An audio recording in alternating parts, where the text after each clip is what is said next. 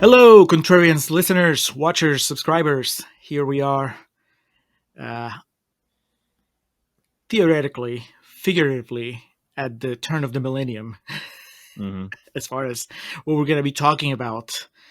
The year is 1999, and the Wachowskis are about to blow some minds as we stop all the stuff that we've been celebrating in the summer of the bangers, everything that's um, remember as being part of the 90s. And instead, as Alex mentioned in our previous After Hours, we're going to start delving into the stuff that suddenly you think of as part of the 2000s. Mm-hmm. Bullet Time and Keanu Reeves being I guess, the new millennium action star. Lawrence Fishburne being a badass. You know, Lawrence Fishburne doesn't get to play Perry White in Man of Steel unless he first plays Morpheus in The Matrix. Sure. So yes, here we are. We talk about the first Matrix. In a way, the only one that matters. In another I way, would agree. the only good one. I'm trying to see if I can find it here because I want to make the point of all right, what's the total box office gross worldwide? A franchise that went on to make $2 billion, so it did fine for itself. Yeah, well. Of course, just to go ahead and call this out now, the budget of this was $63 million, and then it immediately went up to $150 million for Reloaded. Which is weird, because this movie looks awesome, and that movie looks like dog shit, so... Yes, but, you have to pay each Agent Smith individually. So, yes, of course. Hugo Weaving made bank in Reloaded. Would have been better off doing claymation and that shit. If only the special effects were the only problem with Matrix Reloaded. And here we are again. It happens all throughout the episode on the main feed, and we keep pulling ourselves back where we just can't help but start talking about the sequels, because in a way that's part of the legacy of the Matrix. It blew our minds, and then they blew it. They went from blowing our minds to just blowing it. It's so like longtime fans of this know how important the Texas Chainsaw Massacre is to me, but I'm not gonna dilute myself into believing that that's like a movie that's on scale with The Matrix as far as influence across the board. Influencing in the industry itself, yes, but as far as global sensation that went on to be parodied by everything under the sun, no. And the sequels to that are, two, I have a bit of a guilty pleasure about, but the rest of those, yeah, but the remake. So there is, yeah, there is hope. We like the remake on that. So now we just need Jessica Biel to play Trinity in the Matrix remake. Oh my God, yes, let's do it. Andrew Bryanarski can play Agent Smith. If you wait too long, she's gonna end up playing the Oracle, which that's fine. I'll take that too. But it's a fine ass Oracle right there, man.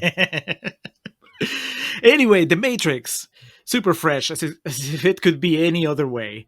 On the tomato meter, 83% with 210 reviews, 85% on popcorn meter. In case you're curious, 250,000 over 250,000 ratings. Consensus. Thanks to the Wachowskis' imaginative vision, The Matrix is a smartly crafted combination of spectacular action and groundbreaking special effects.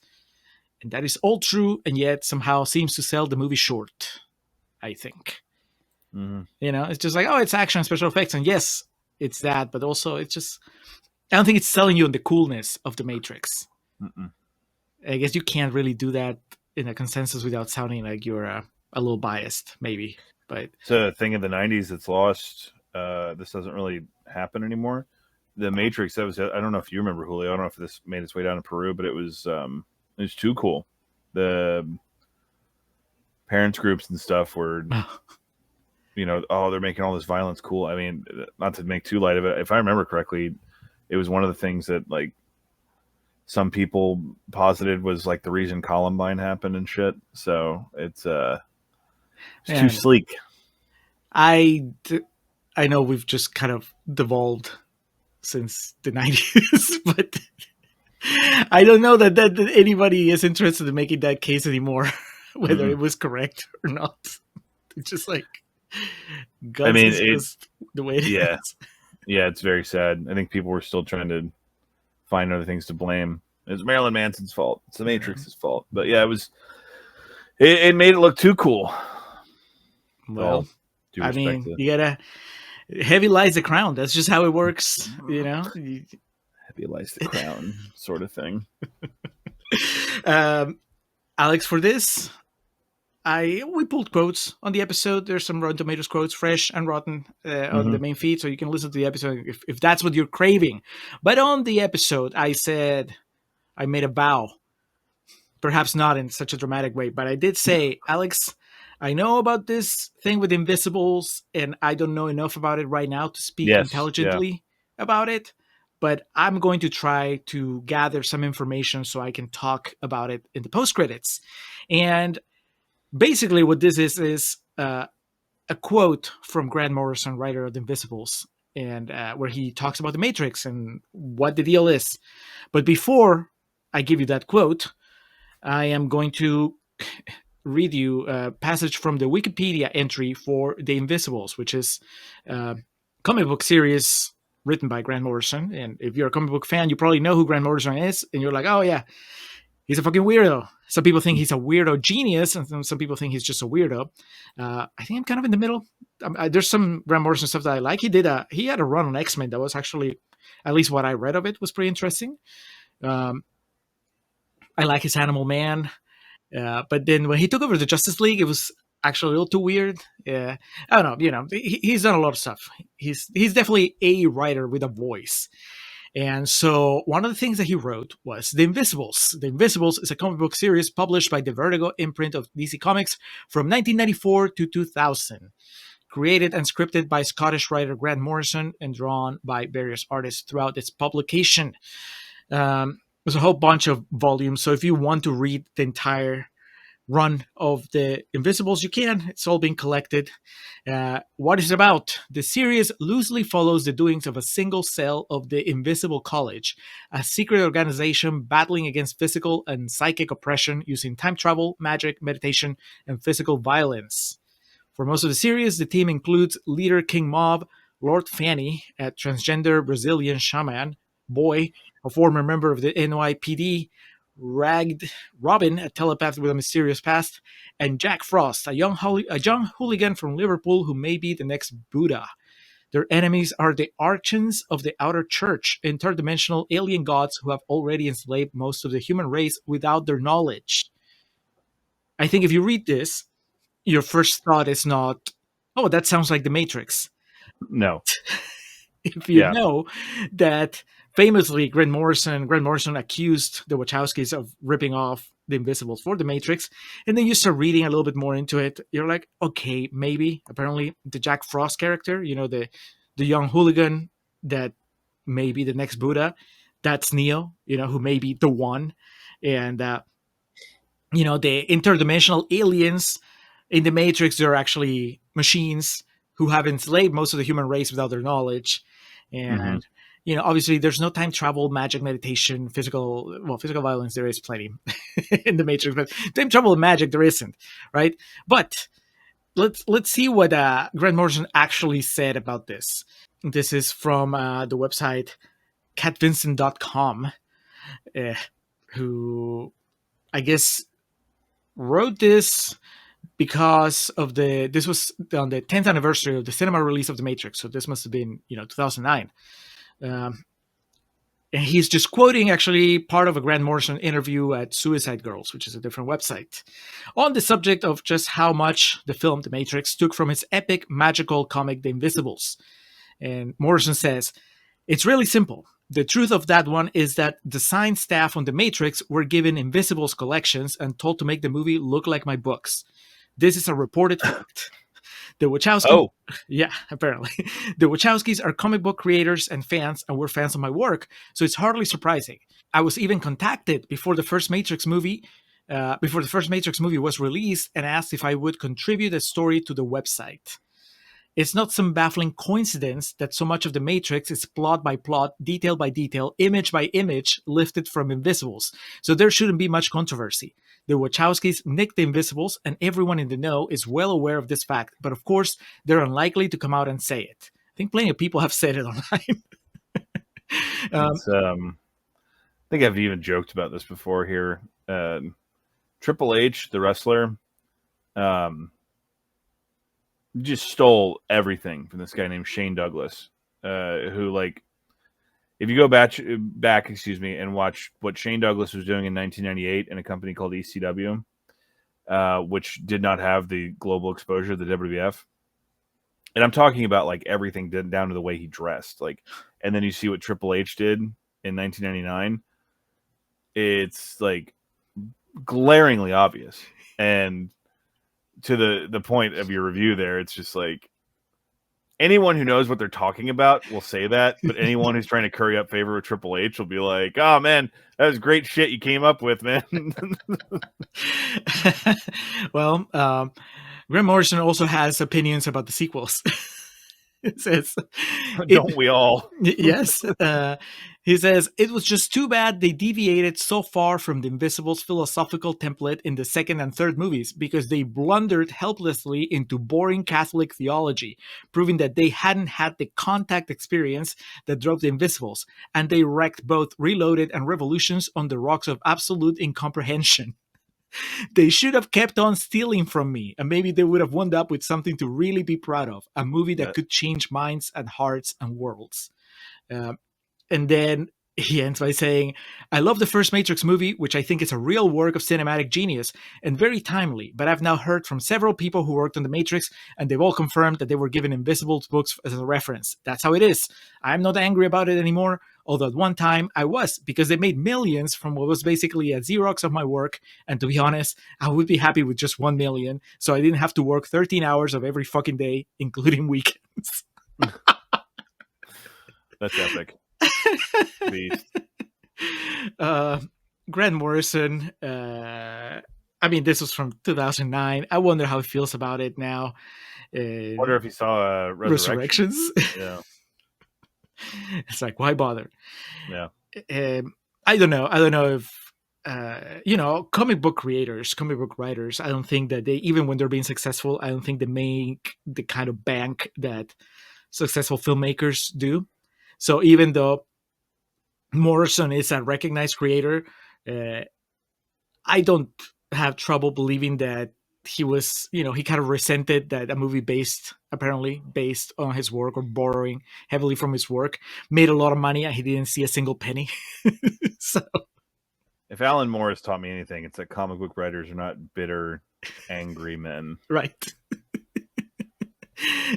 The difference is that Moore would be like, I don't want your money. I just want to be angry. Yes. Yeah, that's a good point. It's like, the Matrix, what? I don't give a fuck. I'm not going to watch it. So anyway, that's it. I would lie if I said right now that any of this has made me interested in reading The Invisibles. Mainly because I don't have any. The only reason why I would read Invisibles right now would be to see exactly how much of a ripoff it is, like The Matrix is, from it. I read a few more articles, and there were some things they were saying that I was like, okay, that sounds like pretty blatant. Like apparently there's a pivotal scene where Jack Frost has to jump across a building, which is just like the scene where Neo has. Yeah, and it's like they were showing like panels from the comic, and I was like, yep, that's Neo jumping from the building. And then there's a scene where let's say King Koopa, whatever, the King Mob, the leader of the Invisibles, is captured and tortured, and they were showing how like that is very much like when Morpheus is captured and tortured by Agent Smith. So there is something to it, Yeah. I don't know. I've never seen. I didn't run into any statements from the Wachowskis, so that's who knows. They didn't do the Vanilla Ice. Theirs goes, ours goes. Ours stars Keanu Reeves and Lawrence Fishburne, and theirs doesn't have Joey Pants or there's no Trinity. I don't know. I'm not trying to like get Just like involved in diversion this. techniques. Monica Bellucci's going to be the new one. Yeah, there you go. I don't want to sound like I'm taking sides. I just thought that it would be kind of weird to not address it, seeing that we're covering the Matrix, and it's a Yeah. big deal for the people that know about it. At the same time, I am not interested, and partly it's because, like I said, I run hot and cold with Morrison, and there's so many things I want to read in my lifetime that I don't know that I would ever make the time for the Invisibles, unless a lot of you, dear Contrarians listeners, watchers, decide that I should, and then maybe I'll take that into consideration. But as it is, I now know more about this drama than I ever did, and Mm-hmm. I think that's about enough. I I don't Hit your need to threshold. defend either party. I just Morrison seems at peace with it, so whatever. But that's it, Alex. Enough about quoting other people right now, and let's move swiftly into the trailer. Let's do some trailer chatter. What do you Yeah. think, Alex? 2 hours and 20 minutes. No, I'm sorry, 2 minutes and 20 seconds is this trailer. No, this movie keeps under 2. 2 hours, that is. Having just watched this movie again, I watched the trailer and I was confused about what the movie was about. I was like, wait, what? It's very fucking strobe effect, man. Just like boom, boom. But it does have all of the shots that you would expect it to have. And it does have Keanu going, whoa. They And, open the trailer with him yeah. going, whoa. Well, because it's Trinity jumping over that building. Uh-huh. Yeah, so.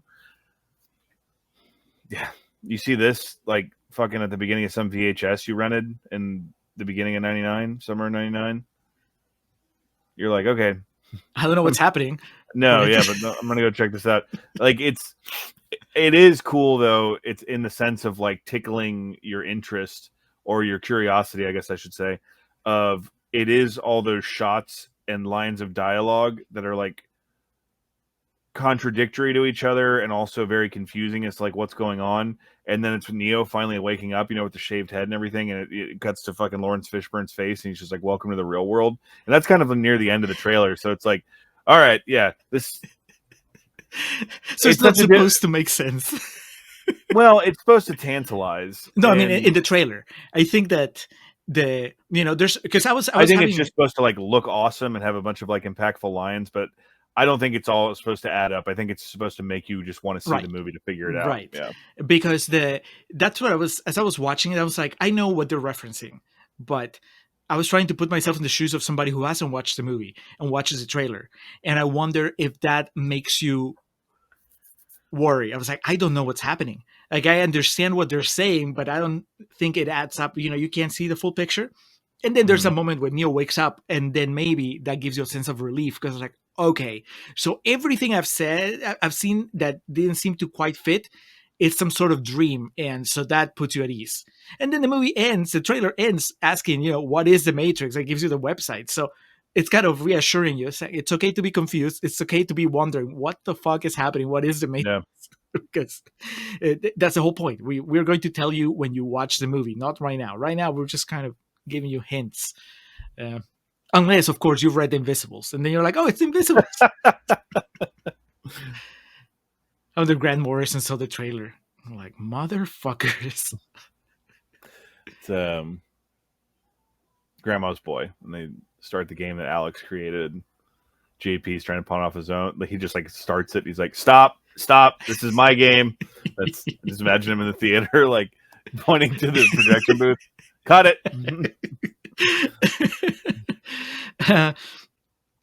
You don't get... I was so proud of them for not giving out that Joey Pants is a traitor.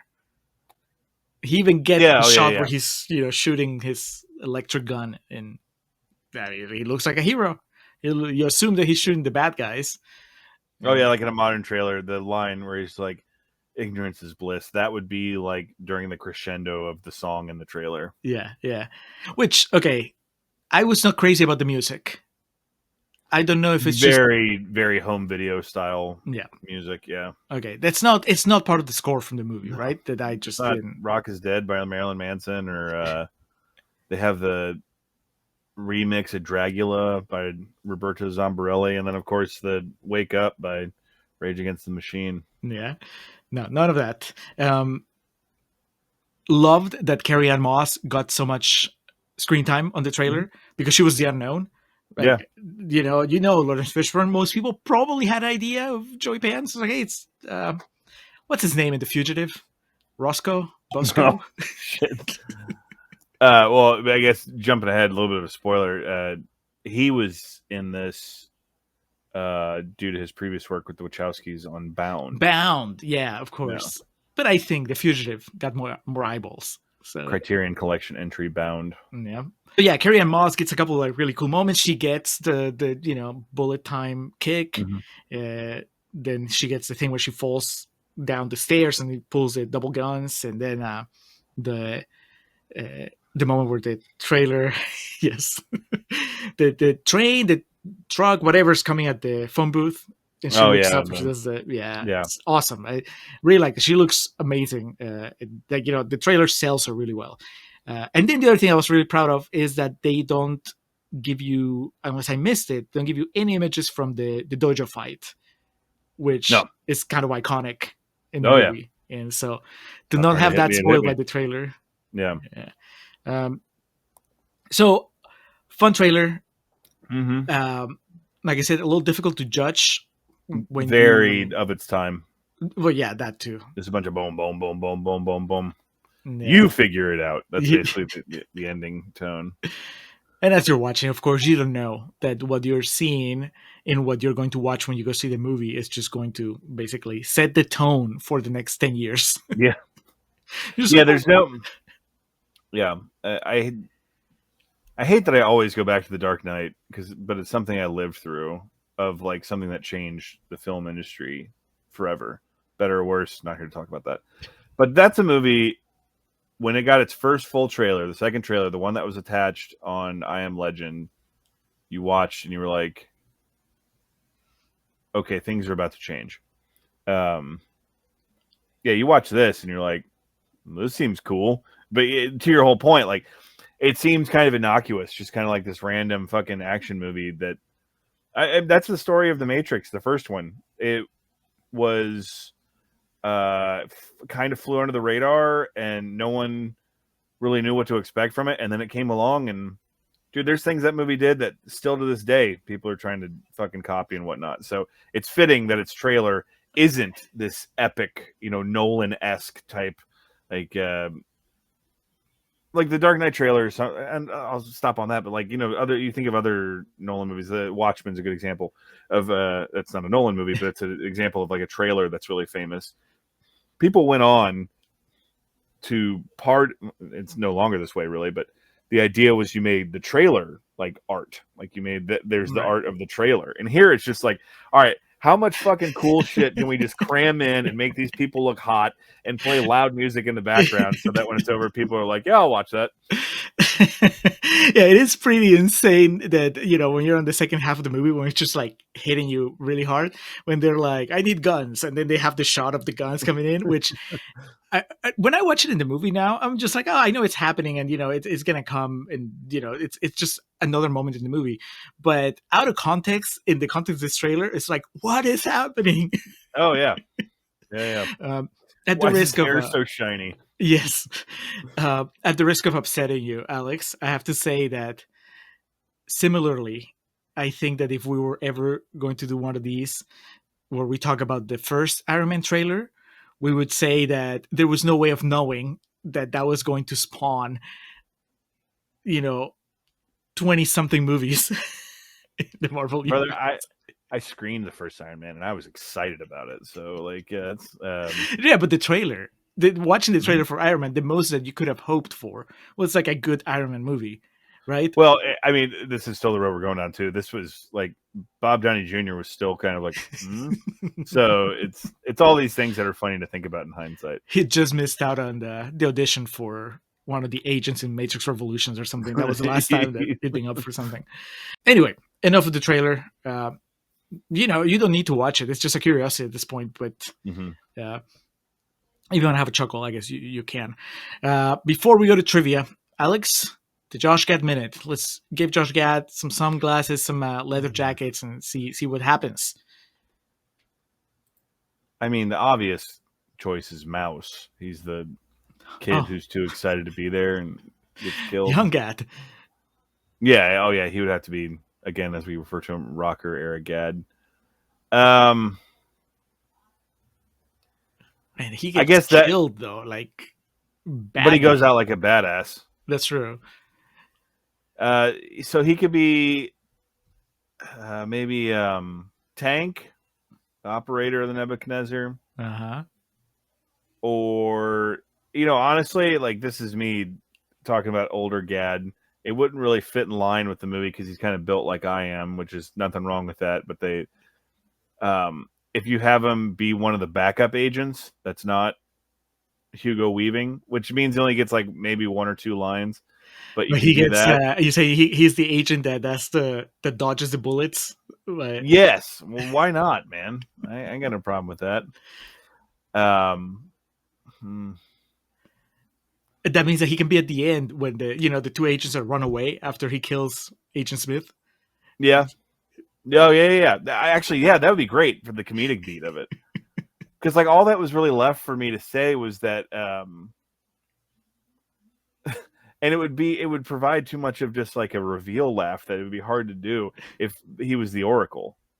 Like, we had to gender flip the role there, but yeah, I actually think if he's one of those agents that runs away, that's actually kind of funny, and it's a hard movie to cast him in, man, because You don't want him instead of Joey Pants? no. Why not? He gets an Oscar clip. He does, but well, in that case, then he could just fucking take Hugo Weaving's role. Oh. Ignore all that shit I said about like build and stature and whatnot, because I could see in that scene, in my mind right now, I can see Josh Gad delivering Hugo Weaving's dialogue, but I can't see him delivering Joey Pants' dialogue quite as good. Okay, can you see him fighting Keanu Reeves though extensively? Because that's what was it? It was a movie this summer when I pitched him as some character, and you're like, I don't believe that. I believe that I could Yeah. kick Josh Gad's ass. You're right, because now I'm thinking of like we have to get the shot of Josh Gad with like the fucking hands that are moving so fast they're going in slow motion. No. So yeah, he has to be one of the backups that runs away in the end, or Tank, I guess. So the thing with Tank is our boy from Romeo and Juliet. What's his name? The guy that plays Mercutio in Romeo and Juliet. Romeo and Juliet. He plays Link in the sequels, and Link is Tank's brother, right? I believe so. Yeah, see, that would be a better role for Gad because there's like Link is supposed to be comedic in the sequels. He's supposed to be funny. I don't remember. I just remember thinking that Tank was dead, and that's why Link was there. And so when we watched the movie, just for this episode, and Tank survived, I was like, what happened? Because is he not in the sequels? I don't remember. And I guess, do you remember what happens to Tank in Reloaded and Revolutions? More importantly, you don't care because I don't. I think we're reaching. I think I had it right the first time. Mouse. We get younger Gad because you can buy Mouse. You can buy Josh Gad. Also talking about the woman in red, how he like designed that code and that type of stuff. So that sadly he dies in the second act of the movie. But yeah. I think that might be the best bet here with old Joshua Gad with Olaf. Yeah. All right. Well, sorry, Josh Gad, you don't make it to the sequels. Actually, that's a blessing. You and Joey Pants, you leave before things get bad. You get out when the getting's good, and you still get those sweet ass royalty checks. Yes. So, all right, that was the Josh Gad Minute. Let's move on to trivia. Alex, what do you have? And actually, there was another vow. This was also not as dramatic, but still that I did on the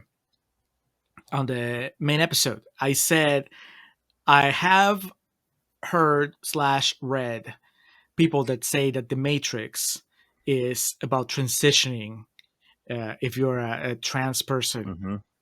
And I was like, I don't know anything about that. And I've definitely, even this last time when I was watching it, I was trying to see it through those lenses. And I was like, maybe I can kind of see it, but I wanted something a little more specific. I wanted the internet to provide like a beat by beat, this scene means this. Sadly, at least on a cursory search, unlike Grant Morrison, who apparently gives interviews about the Invisibles and the Matrix to anybody that asks, I don't think the Wachowskis have particularly gone like at length about this. So I had to like do a little bit of like looking at Reddit, and it was people quoting other people quoting other people quoting the Wachowskis, and sometimes quoting them out of context. I found one quote specifically where one of them said that they're like, it's not specifically, it's not like we made it as Mhm. at that time as a statement on transitioning, because at the time, she says, we hadn't transitioned.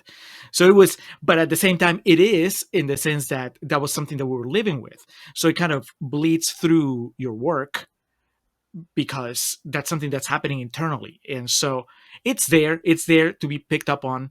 Um, she's obviously not going to deny that read to anybody that has it, but to say that they set out to make the Matrix as a specific allegory to transitioning is not accurate. Not that Mm. they have, either of them seem to have any problem with it. Um, but then she also says, I mean, you can say the same thing about Bound, right? Yeah.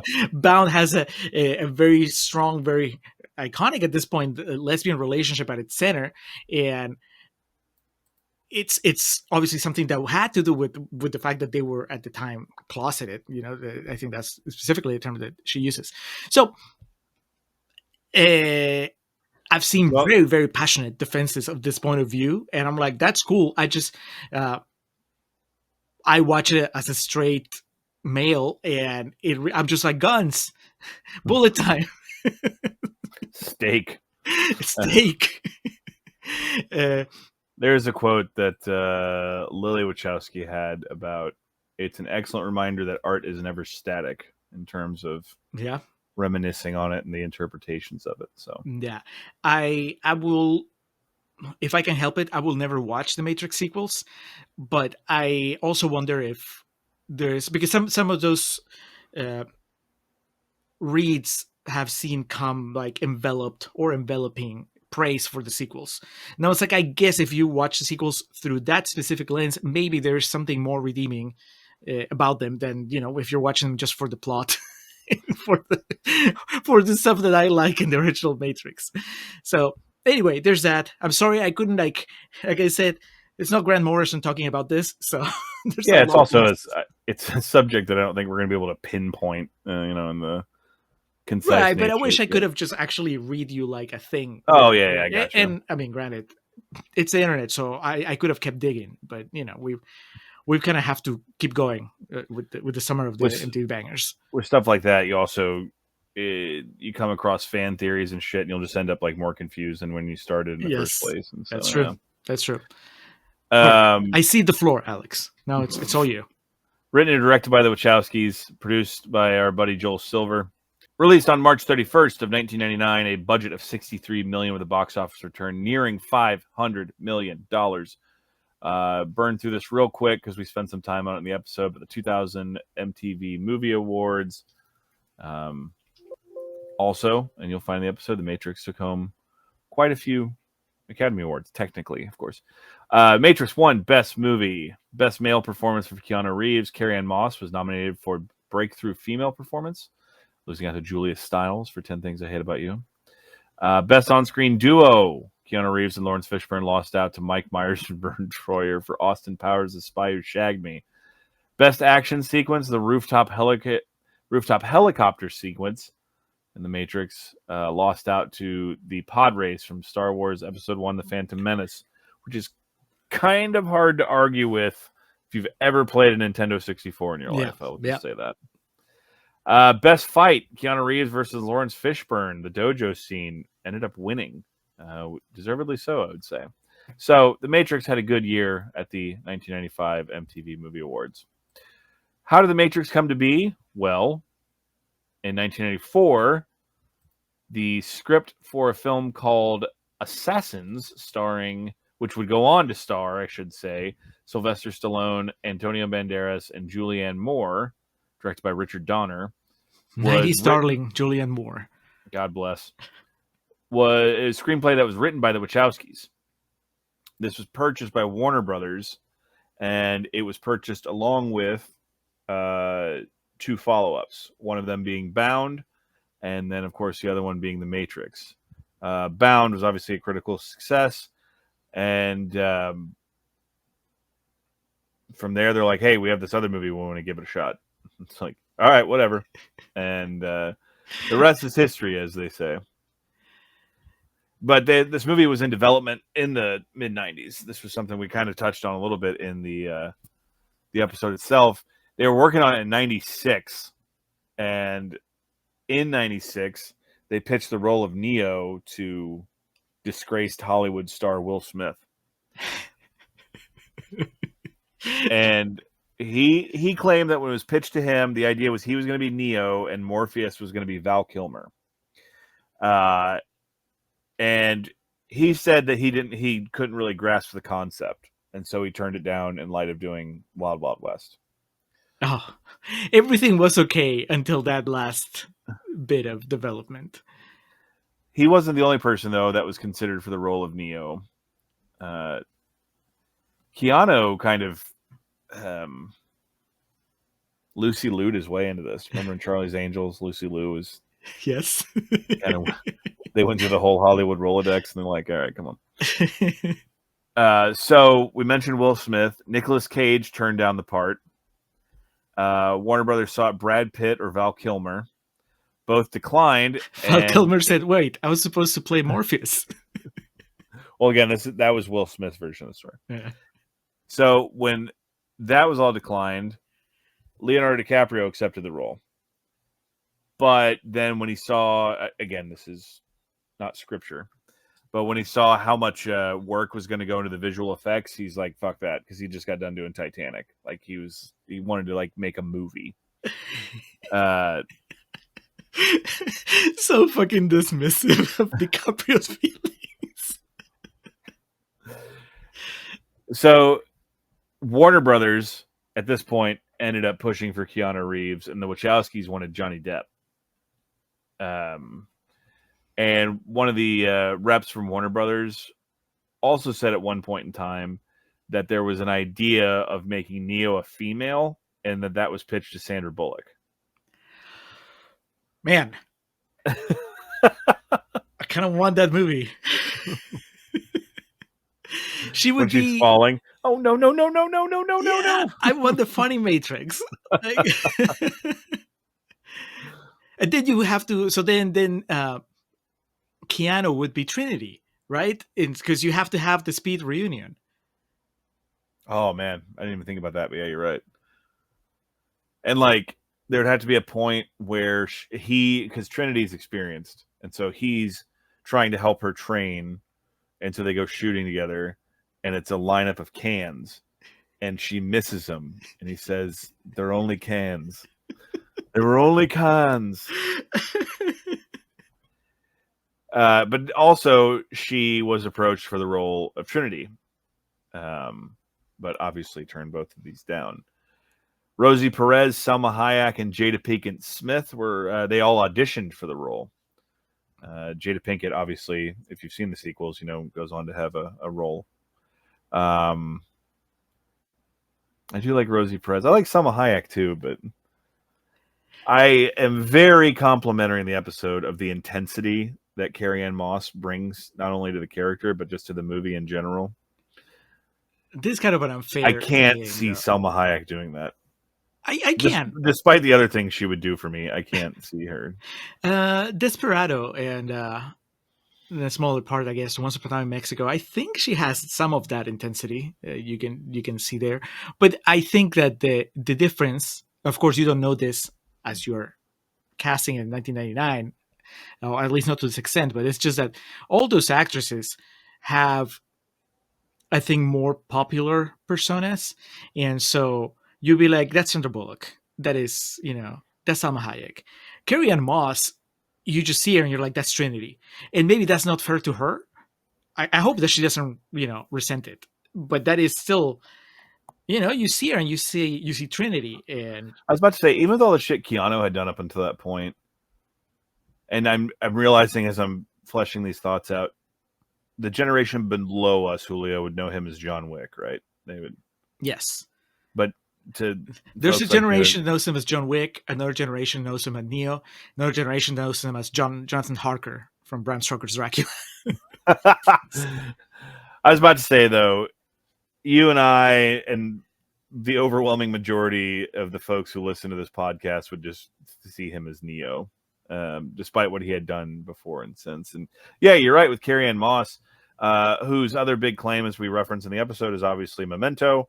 But she's anyone that lived through the Matrix movies. Just hey, it's Trinity. Like that's what they. Same thing with Lawrence Fishburne has fucking 5 million filmography credits. Man, that He was dude in was Apocalypse Now. He was in Dream Warriors, the Nightmare on Elm Street, and Predators.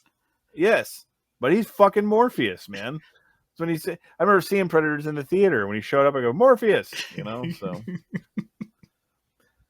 and same thing with Hugo Weaving, where I'm not a big Lord of the Rings guy, Hobbit guy. No, that stuff's not really for me. So I have been corrected by some people when I refer to Hugo Weaving as Agent Smith, because what's his character in Lord of the Rings? I think it's Elrond. Elrond, that might be his name. Some people have been. You mean so and so? Like, no, I mean Agent Smith.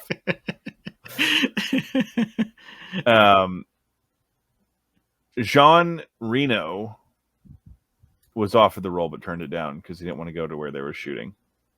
Instead, he took never mind. Godzilla had already happened. Well, to be fair, when he was pitched this, he might have, that Right. could have been before. This was being worked in '96. So, yeah. In the first Mission Impossible, of course. Oh, he was on, or was in La Femme Nikita. So, a lot of interesting castings to ponder, I would say. But we talked about, the legacy this movie has, the ways in which it influenced the oncoming decade of film. And still to this day, there's a lot of people that when they make their first movie, they're trying to make The Matrix.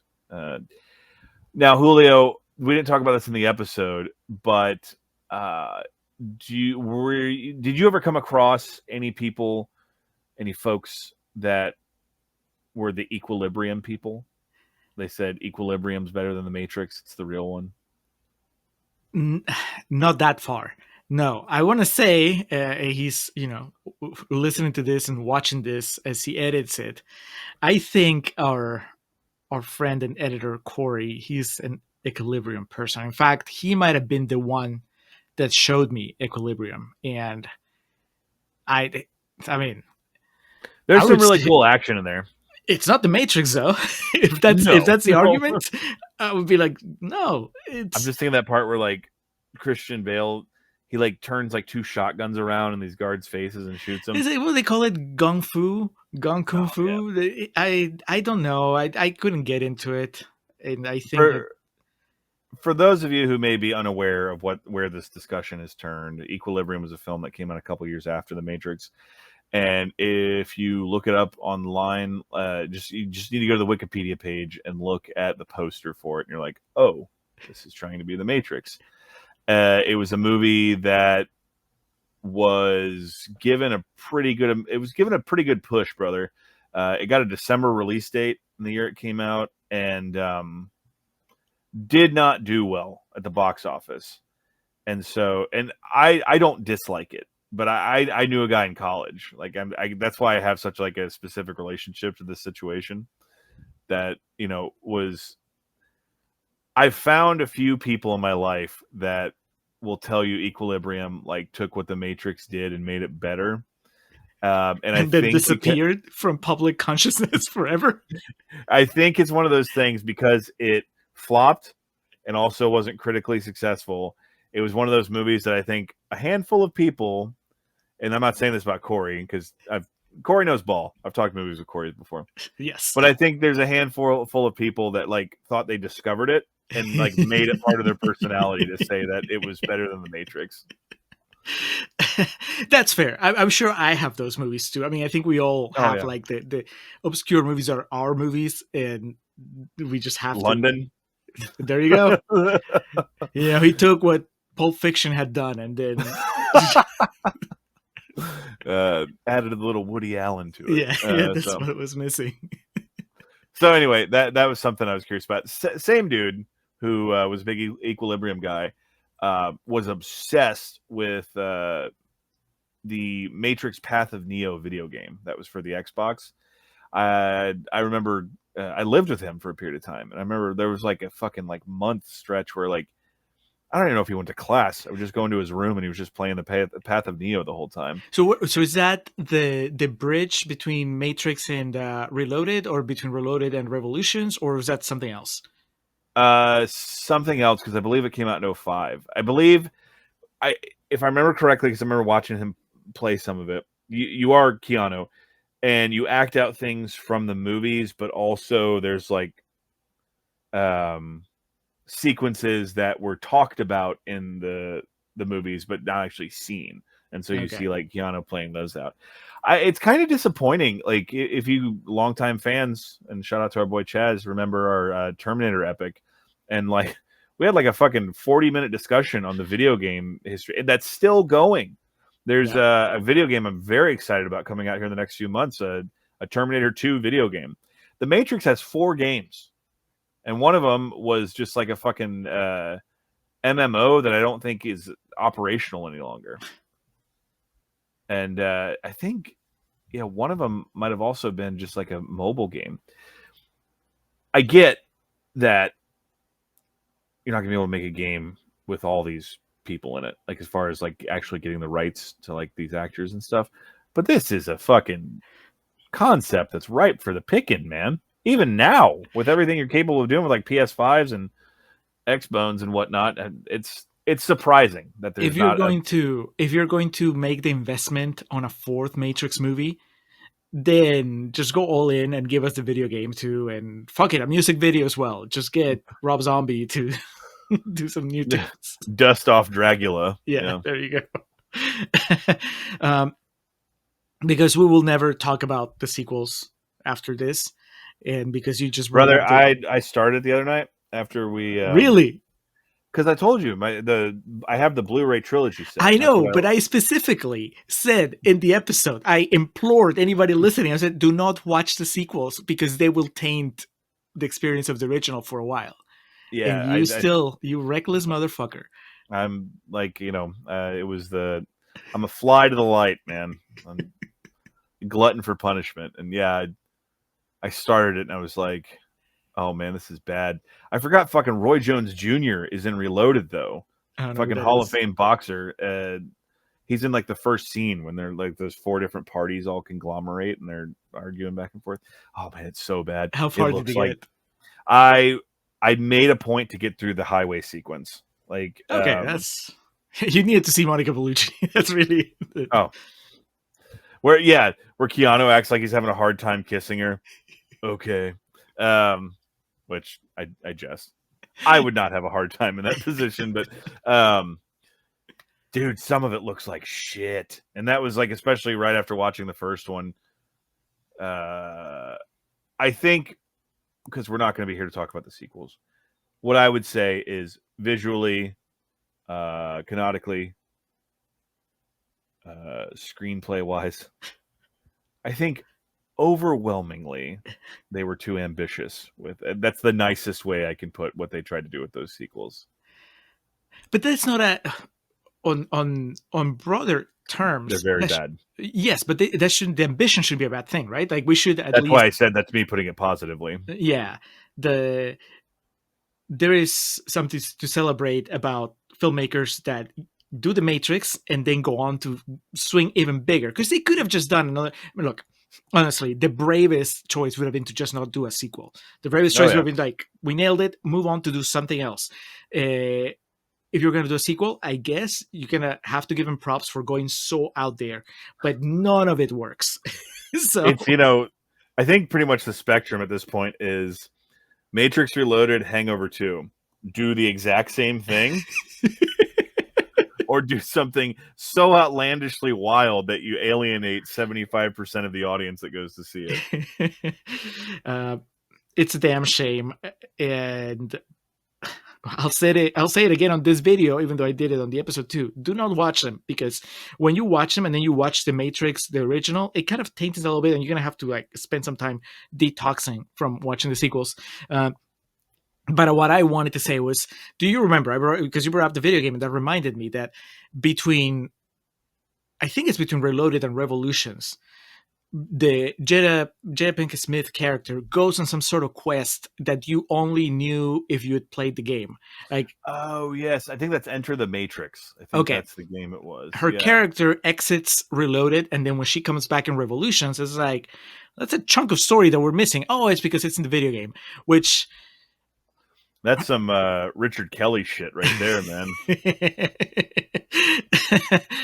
uh, that, and then I don't know if there is. I wonder if there are people that would tell me, "Oh man, what you need to do to enjoy Reload and Revolutions is watch the Animatrix," and that's really what fills in the blanks.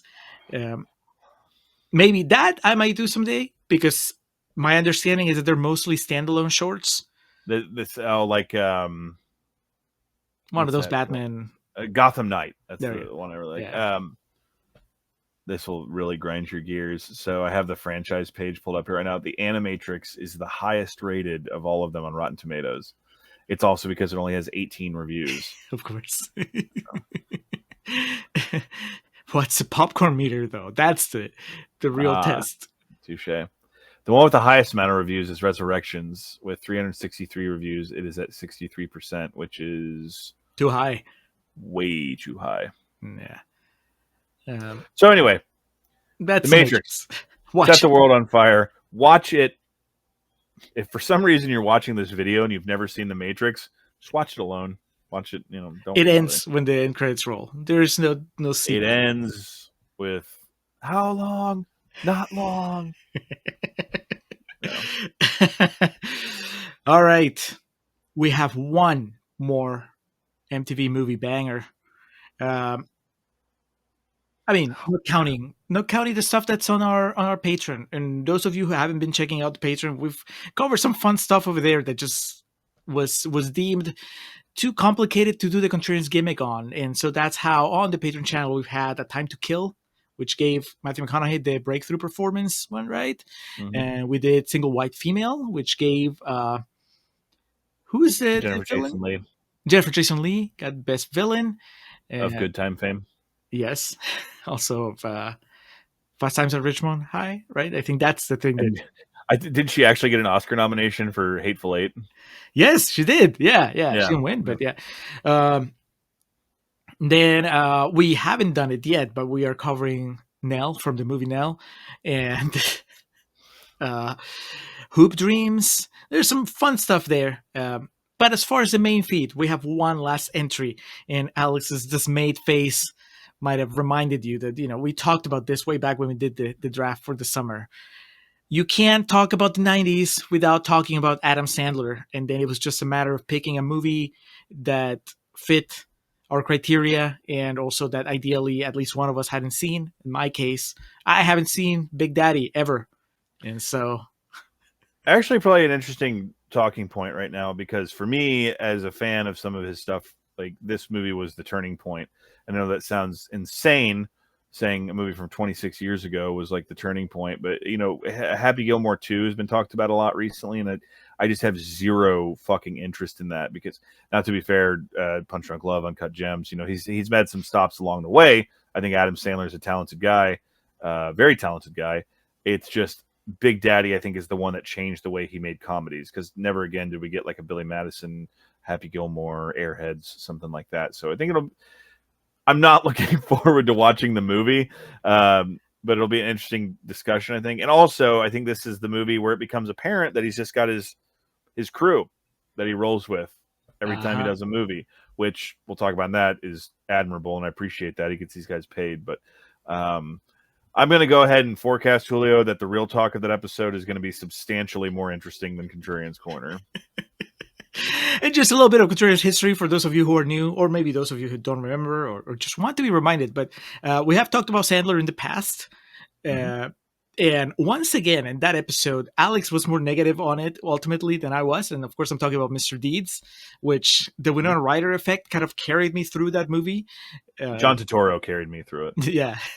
So I might listen to the Mr. Deeds episode just kind of because I don't want to rehash my points on Sandler. But anyway, Big Daddy, the big finale, the unexpected big finale of the Summer of the Bangers. That's coming up next. Watch it if you want to, or you can just listen to us talk about it. But until I then, have to put a disclaimer on it for our UK audience that we're not talking about Shirley Crabtree, the very famous pro wrestler that went by Big Daddy. So yeah, what is this called in the UK? I'm Sir? gonna damn it. I like that would have been like the best joke. I would have reached out to Holbert and been like, hey, what's the joke I can make about how you guys couldn't call this Big Daddy in the UK? But anyway. All right. Well, we'll see you for Big Daddy. Thank you for watching. Thank you for listening. We'll talk to you again soon.